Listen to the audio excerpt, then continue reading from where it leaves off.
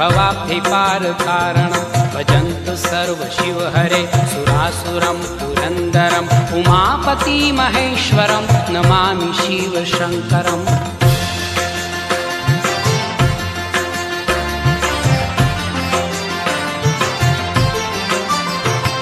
सोमेश्वरा नागेश्वरा श्रीमल्लिकार्जुनेश्वरा महाकालं अमलेश्वरा भूष्मेश्वरा विश्वेश्वरा केदार भीम वैद्यनाथ त्र्यम्बकं रामेश्वरम् उमापति महेश्वरं नमामि शिव शङ्करम्।